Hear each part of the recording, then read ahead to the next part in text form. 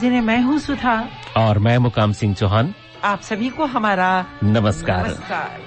मुकाम जी, मन की शक्ति देना, मन की शक्ति से ही आज हम कोरोना पर विजय प्राप्त करते हुए अपने आप को महसूस कर रहे हैं। बिल्कुल बिल्कुल सुधा जी। धीरे-धीरे संकट हमेशा के लिए दूर हो जाए, हम ये प्रार्थना करते हैं। बिल्कुल सुधा जी, हम सभी से निवेदन कर रहे हैं कि हम सब मिलकर इस महामारी को पूरी तरह से खत्म करके हमारे यहाँ से दूर फेंक दें। हाँ मुकाम जी, क्योंकि देखिए ना, आम इंसान खास पर इसलिए आ रही हूँ कि जिनको गंभीर बीमारियां हैं वो भी इससे त्रस्त हुए, और जिनको कोई परेशानी नहीं थी वो भी त्रस्त हुए। पता नहीं इसकी कैसी माया रही।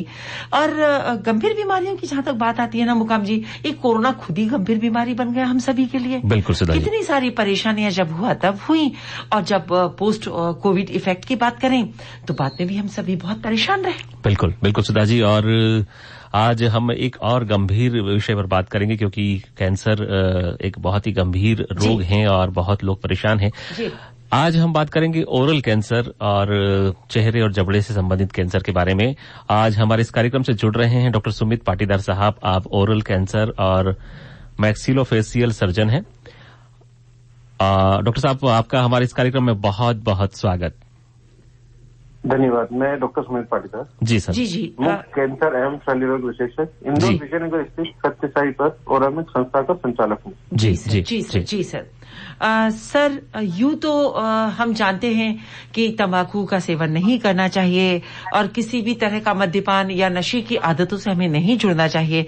क्या इन सबसे हटकर कोई और भी कारण होते हैं जिससे कि मुंह का कैंसर हो जाता है? मुंह का कैंसर होने में ज्यादातर दो कारण होते हैं। एक तो अंदरूनी कारण होते हैं और एक बाहरी कारण होते हैं। जी।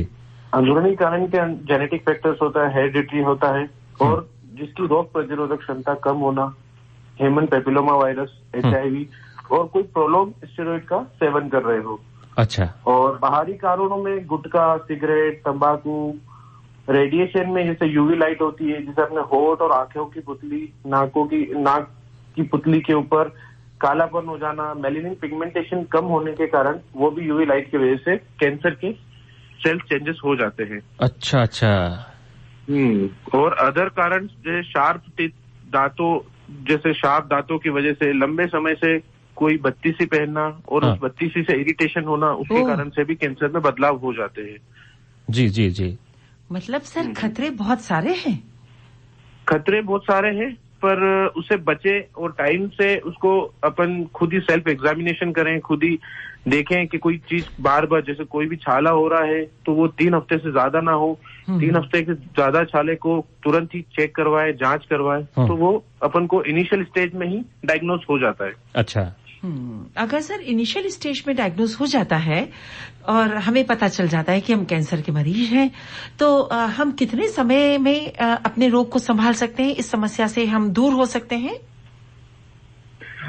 इनिशियल स्टेज में जब डायग्नोज हो जाता है कैंसर, तो अपन कैंसर से पूरी तरह कंप्लीट पूर्ण निजात पा सकते हैं। जी। अच्छा। इसके लिए ज्यादातर जैसे कोई छाला हुआ, कोई भी गठान हुई, तो अपन सबसे पहले उसके अंदर जांच का टुकड़ा निकालते हैं और उसे हिस्टोपैथोलॉजिकल एग्जामिनेशन में भेजते हैं। उसको मेडिकल टर्मिनोलॉजी में बायोप्सी बोलते हैं। और देन अदर इन्वेस्टिगेशन जैसे radiographic, CT, MRI, USG, X ray जैसे अदर इन्वेस्टिगेशन अपने इसकी जो फैलना, मेटास्टेसिस जिसे कहते हैं, उसमें उसको पहचानने में मदद करते हैं। जी सर, ये जो मुंह का जो कैंसर है, किन लोगों को खासकर, मतलब किन कारण तो आपने बताया, लेकिन किन लोगों को ज्यादा हो सकता है?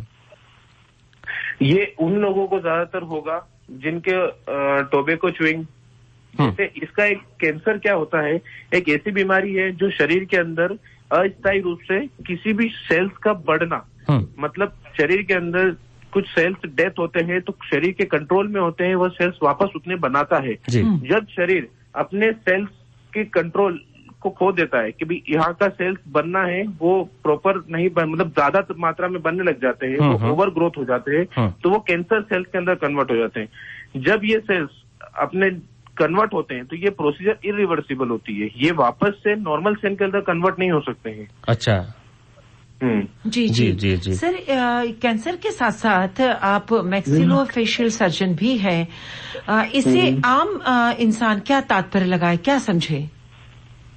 मैक्सिलोफेशियल सर्जरी के अंदर जितना भी फेशियल ट्रॉमा, जैसे रोड ट्रैफिक एक्सीडेंट और बच्चों के कटे होठ, तालू और जन्मजात बच्चों के मुंह बंद रहना और किसी का फेशियल मतलब किसी का चेहरे की ग्रोथ कम होना, ये सब इसी मैक्सिलोफेशियल सर्जरी के अंदर आता है।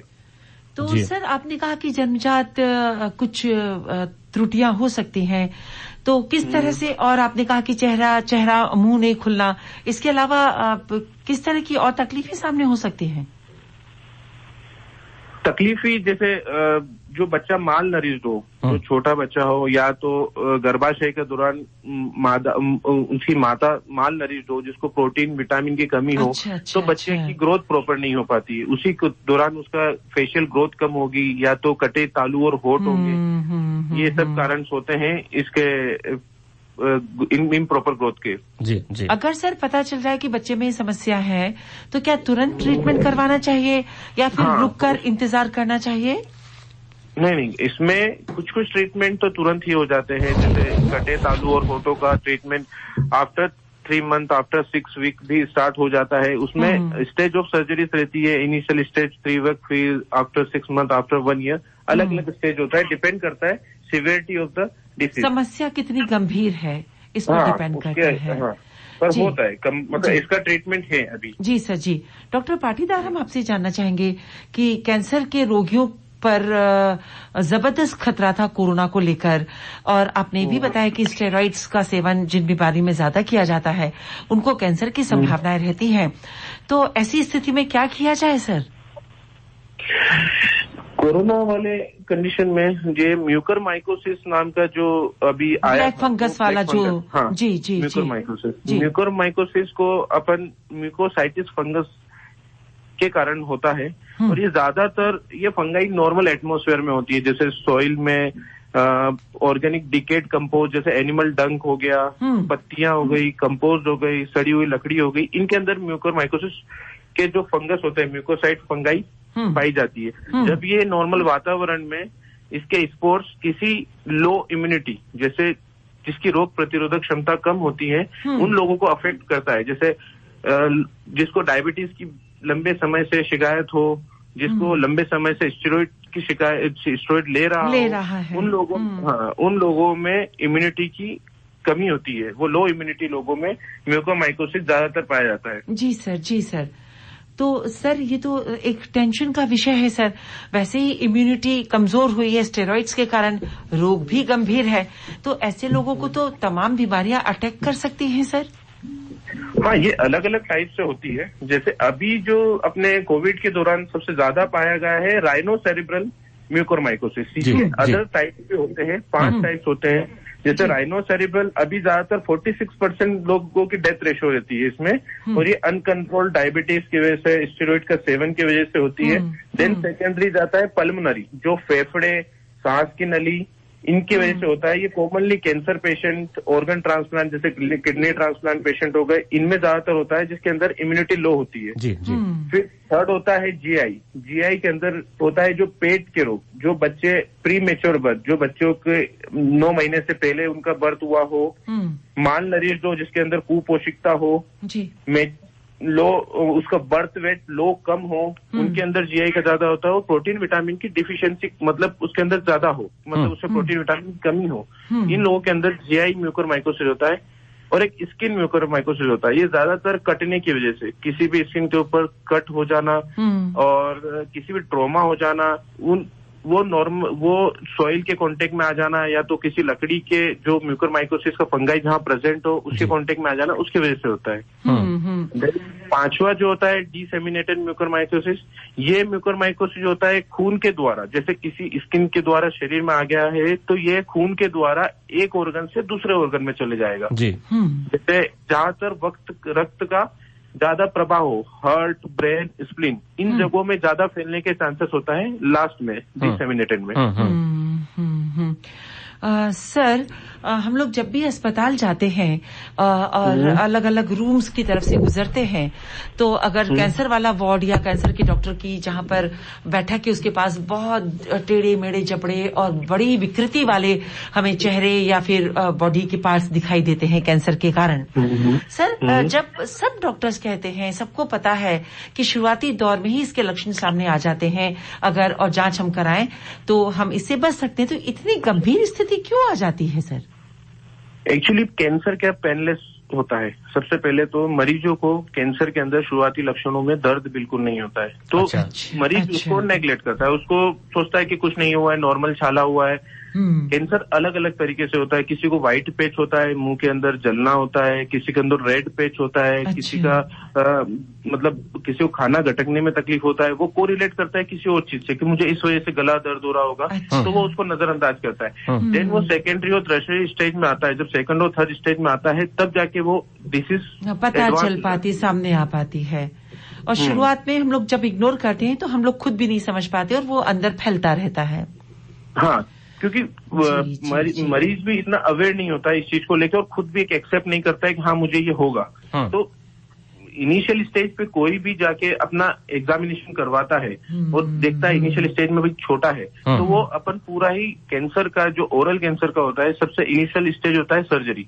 आपने इनिशियल स्टेज में ही सर्जरी करा लिया तो आपने कैंसर पे निजात पा लिया। सर, इस विषय पर हम आपसे और चर्चा करेंगे। इस समय लेते हैं 20 सेकंड का कमर्शियल ब्रेक। प्लीज आप हमारे साथ बने रहिएगा। हार्ट अटैक आने पर अगर पहले घंटे में ही मरीज को सही इलाज मिल जाए तो उसकी जान बचाई जा सकती है। इसीलिए सीधे आए गोकुलदास हार्ट हॉस्पिटल। यहाँ cardiac surgeon doctor Sudhanshu Agnihotri अपनी कार्डियोलॉजिस्ट टीम के साथ हार्ट पेशेंट के लिए 24/7 उपलब्ध हैं। बाईपास, एंजियोग्राफी, एंजियोप्लास्टी की सभी सुविधाएं। आयुष्मान कार्ड स्वीकार्य। गोकुलदास हॉस्पिटल, इंदौर।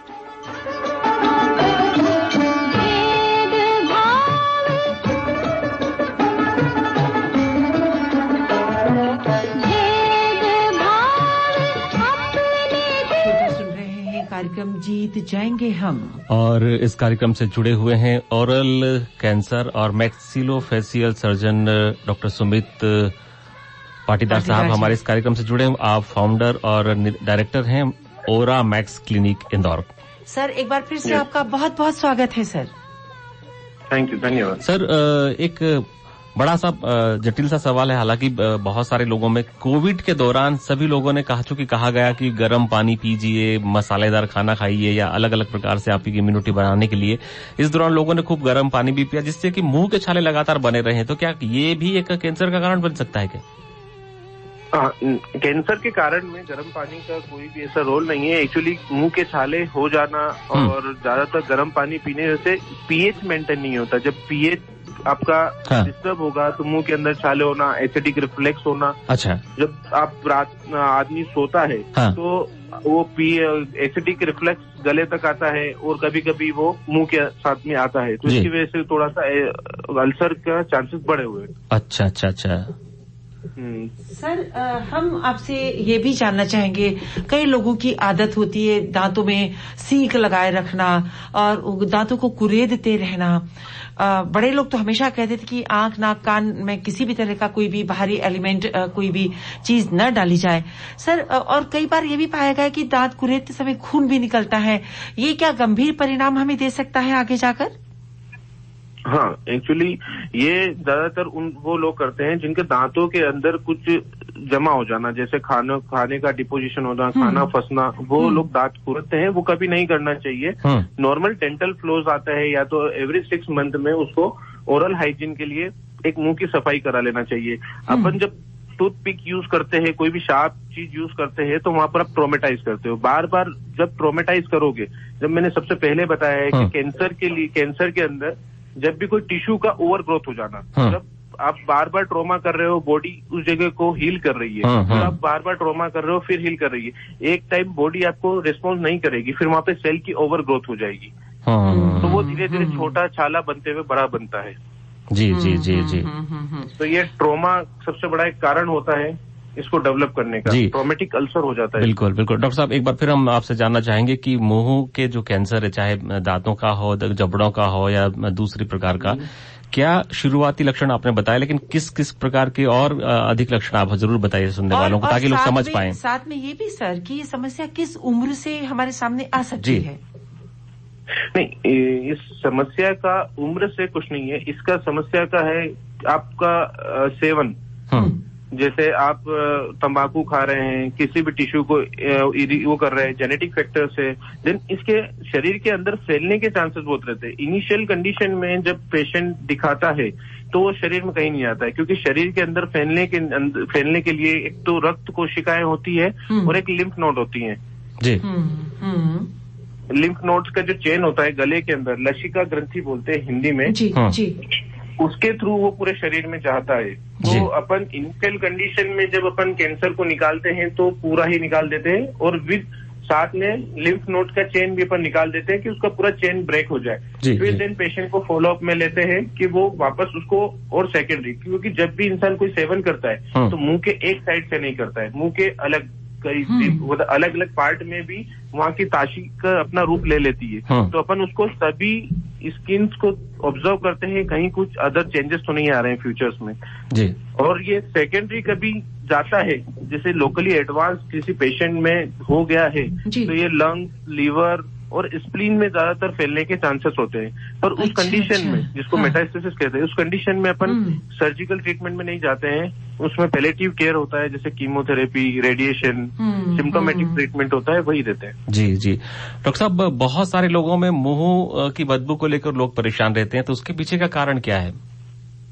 मुंह की बदबू का सबसे बड़ा कारण होता है डिपोजिशन, जैसे प्लाक, कैलकुलस। कोई भी डेब्रीज होती है जो अपने दांतों के जो बीच के मसूड़े होते हैं उसमें जगह होने के कारण डेब्रीज धीरे धीरे हार्ड फॉर्म बन जाता है कैलकुलस में। और वहाँ का बोन लॉस होना शुरू हो जाता है, वहाँ की हड्डी नीचे से गलना शुरू हो जाती है, तो टीथ मोबिलिटी हो जाती है। कभी कभी ब्रश करता है तो आदमी बोलता है कि मुझे खून निकला है, बात करता है तो बदबू आती है, और ये सब कारण होते हैं इसके। तो इसके लिए मरीज को एवरी 6 मंथ में, हर 6 महीने में दांतों की सफाई करानी चाहिए। तो उससे वो मेंटेन रहता है कि उसका डेब्रिस और प्लाक नहीं जमा है और पायरिया की कंडीशन नहीं डेवलप हो। जी सर, इस कंडीशन को पायरिया की बोलते हैं। बिल्कुल सर। सर, बड़ों ने ये भी कहा है कि झूठे मुंह नहीं सोना चाहिए, बार बार नहीं खाना चाहिए। झूठे मुंह सोने से या मुंह में कुछ भी खाने की चीजें रखकर सोने से या कुल्ला बार बार नहीं करने से क्या ये समस्याएं हो सकती हैं? हाँ, सोते वक्त अपन को हमेशा एक नॉर्मल ब्रशिंग और या कुल्ला तो जरूर करना चाहिए, क्योंकि जब भी अपन खाते हैं, कुछ भी खाना खाते हैं, उसमें ग्लूकोज की मात्रा ज्यादा रहती है, और वही ग्लूकोज की मात्रा ओरली मुंह के अंदर रहती है, तो वो कोई भी कैरीज हो गई, कोई भी इन्फेक्शन हो गया, उसको ग्रो करने में हेल्प करती है। तो अपन एक बार उसको नॉर्मली कुल्ला करेंगे तो मुंह का पीएच नॉर्मल हो जाएगा, तो फिर उसका इतना वो नहीं रहता है। जी सर, जी सर। सर, इन सभी बीमारियों में खान पान का कितना प्रभाव पड़ता है सर? खान पान का सबसे ज्यादा प्रभाव पड़ता है। अपन को इन मरीजों को, या तो नॉर्मल भी इंसानों को, एंटीऑक्सीडेंट डाइट ज्यादा लेना चाहिए, जैसे तुलसी के पत्ते, धनिया, टमाटर, इनका सेवन थोड़ा ज्यादा करें। इनके अंदर लाइकोपिन और एंटीऑक्सीडेंट की मात्रा ज्यादा होती है। तो कैंसर जैसे ये इम्यूनिटी बूस्टर्स होते हैं, ये इम्यूनिटी बढ़ाते हैं। तो जब इम्यूनिटी लो नहीं होगी तो कोई भी बीमारी आपके ऊपर हावी नहीं होगी। बिल्कुल बिल्कुल बिल्कुल, आपने सही कहा डॉक्टर साहब। लेकिन सर, ये जो खान पान की बात है, तुलसी की बात है, ये शुरुआती मतलब जब हम छोटे होते तब से हमारे दादी, नानी, माता पिता सब बताते हैं, लेकिन हम सब कहाँ इनका सेवन करते हैं सर? ये क्यों नहीं हम आवश्यक रूप से अपने जीवन शैली से जोड़ पा रहे हैं? ये करते हैं अभी कुछ लोग, जैसे अभी ग्रीन टी का सेवन ज्यादा करते हैं, उसके अंदर भी एंटीऑक्सीडेंट ज्यादा होता है। जी सर, जी सर। पहले लोग इसको अपन तुलसी के पत्ते, धनिये का, इनका सूप पीते थे। हाँ हाँ, बिल्कुल। वो ग्रीन टी में कन्वर्ट हो गया। जी सर, जी सर, बिल्कुल आपने सही कहा। सर, ग्रीन टी का आपने जिक्र किया है, ये क्या मुफीद है, ये ठीक है हम सभी के लिए इसका सेवन? हाँ, ये ठीक है, इसमें हाईली रिच एंटीऑक्सीडेंट रहता है। लेकिन सर अब जब मिलावट का दौर चल रहा है तो कैसे समझा जाए कि कौन सी ग्रीन टी बहुत अच्छी है? नहीं, इसमें मिलावट का दौर चल रहा है, पर ग्रीन टी तो एक नेचुरल टी है। इसमें कोई ऐसा कोई वो नहीं है, मिलावट है। और आप कहीं भी जाएंगे तो आपको हर जगह ये नेचुरल प्रोडक्ट्स अब नहीं मिलेंगे। जी सर। तुलसी आप कहीं बाहर जा रहे हो तो नहीं मिलेगी, धनिया नहीं मिलेगा, ये आप कहीं भी आप कैरी करके ले जा सकते हो। जी। डॉक्टर साहब, हमने कैंसर की यानी कि मुंह के कैंसर के कारण लक्षण जाने। अगर किसी व्यक्ति को सर्जरी करवानी होती है तो उन्हें क्या सावधानी रखनी होती है, और अगर सर्जरी के बाद की सावधानियां क्या क्या रखनी जानी चाहिए, जरूर बताइए। सर्जरी सबसे पहले तो अपन को मरीज का मतलब डायग्नोस सबसे पहला जरूरी है कि वो किस स्टेज पर है। कैंसर के अलग अलग टाइप्स होते हैं। कैंसर के पहले के लक्षण है। पहले क्या होता है, कैंसर के अंदर कुछ छाले होते हैं और कंडीशंस होते हैं, किसी का मुंह कम खुलना है, वो कैंसर में कन्वर्ट हुआ है कि नहीं। अच्छा। वो कन्वर्ट नहीं हुआ है तो अपन उसको वेट एंड वॉच पे रखते हैं, उसको ऑब्जर्व करते हैं कि हाँ ये एवरी 6 मंथ 3 मंथ का फॉलोअप पे लेते हैं कि वो कन्वर्ट नहीं हो रहा है। अच्छा। कुछ प्री मेलिग्नेंट लीजन जो मतलब कैंसर में कन्वर्ट नहीं है, वो कन्वर्ट नहीं होते हैं हैबिट क्विट करने की वजह से और डाइट मेंटेन करने की वजह से, डेली रूटीन। अच्छा। देन सेकेंडली जो कन्वर्ट हो जाते हैं उसका प्रॉपर अपन इन्वेस्टिगेशन करवाते हैं, पैथोलॉजिकल और रेडियोग्राफिकल। देन उसके बाद उसको देखते हैं फिटनेस के, पेशेंट फिट है फॉर सर्जरी है। पेशेंट फिट रहता है सर्जरी का तो इमीडिएट अपन सर्जरी करते हैं। देन सर्जरी के बाद जो भी ट्यूमर निकलता है उसको अपन पैथोलॉजिकल एग्जामिनेशन पे भेजते हैं। उसके अकॉर्डिंग हम आगे डिसाइड करते हैं कि इनको कीमोथेरेपी देना है, रेडियोथेरेपी देना है कि नहीं देना है। और देन उसको एवरी 6 मंथ और ईयरली फॉलोअप पे लेते हुए 5 ईयर का फॉलोअप रहता है इसका। 5 ईयर का फॉलोअप लेते हैं और उसको बोलते हैं कि हाँ हेलो दिखाना रहता है मरीज। जी सर।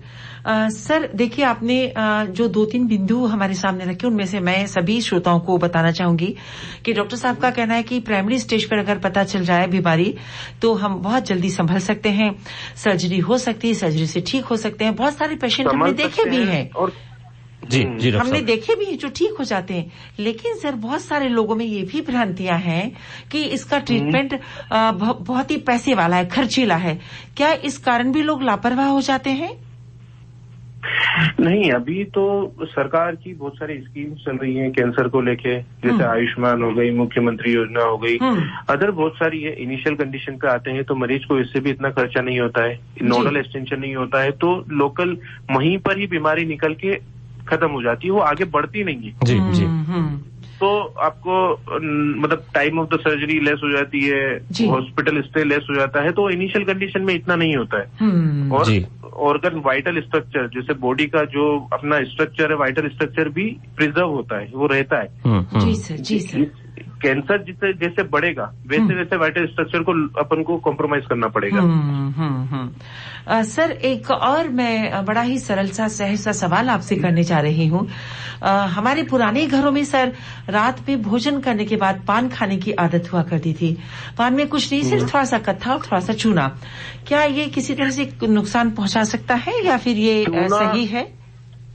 नहीं, चूना थोड़ा सा नुकसान पहुंचाता है। चूना एक थोड़ा सा इरिटेटिंग भी होता है, म्यूकोसा को वो थोड़ा सा इरेगुलर कर देता है, वहां पर म्यूकोसा थोड़ा बर्न होता है। अच्छा। इसी वजह से धीरे धीरे वो छाले का रूप ले लेता है। पहले लोग पान खाते थे पर नॉर्मल खाली पत्ता खाते थे, उसमें कुछ लगाते नहीं थे। जी।